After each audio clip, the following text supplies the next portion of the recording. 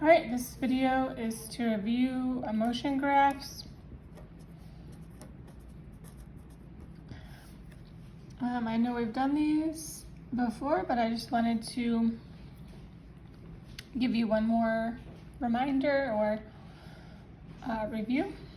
So a position time graph, velocity time graph, acceleration time graph of an object that is at rest looks like this, right? Somebody's staying stationary, there's no velocity, and there's no acceleration.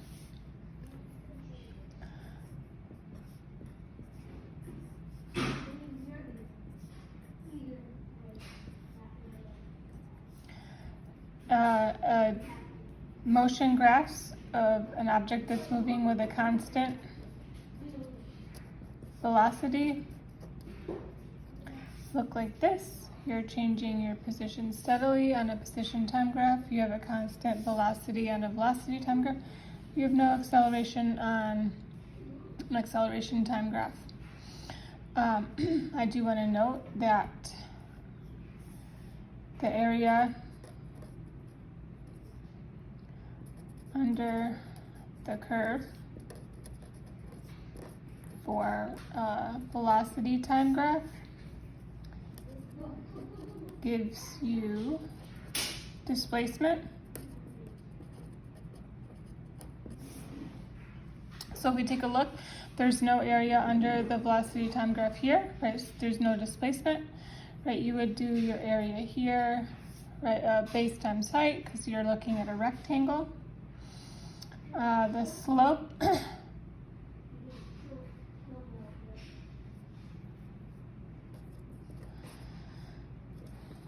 of a velocity time graph gives you acceleration. The slope of a position time graph gives you velocity.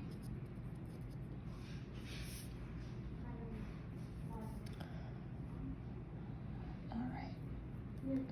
And if you have an object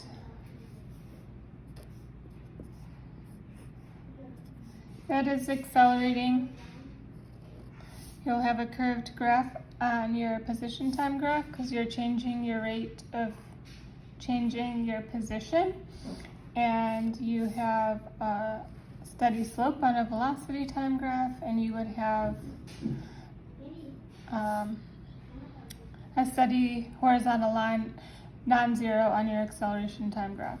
So just like the area under the curve on your velocity time graph gives you displacement, the area under the curve on an acceleration time graph gives you your change in velocity. This area here would be equal to your change in velocity that you would read on your velocity time graph.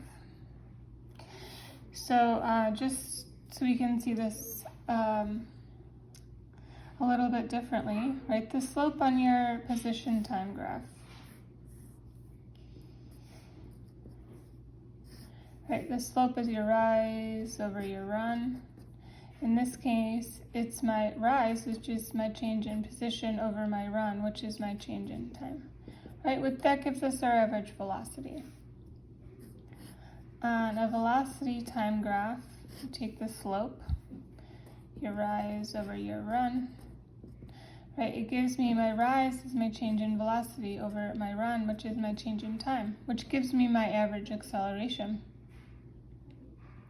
The area under the curve here on this velocity time graph is going to be my base times my height. My area is base times height.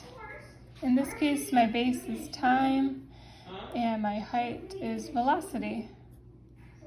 So when I take this equation and rearrange it, right, to put displacement by itself, I'd multiply both sides by t.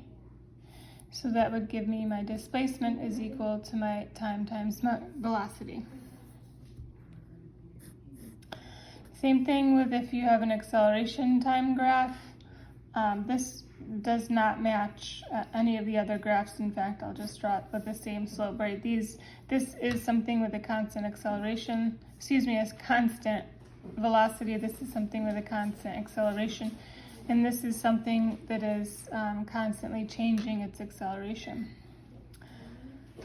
So if we take a look at the area under this one, right, the area is going to be equal to my base times my height, my base, which is time, times my height, which is acceleration. So if I look at this equation here, multiply both sides by t, right, it would give me my change in velocity.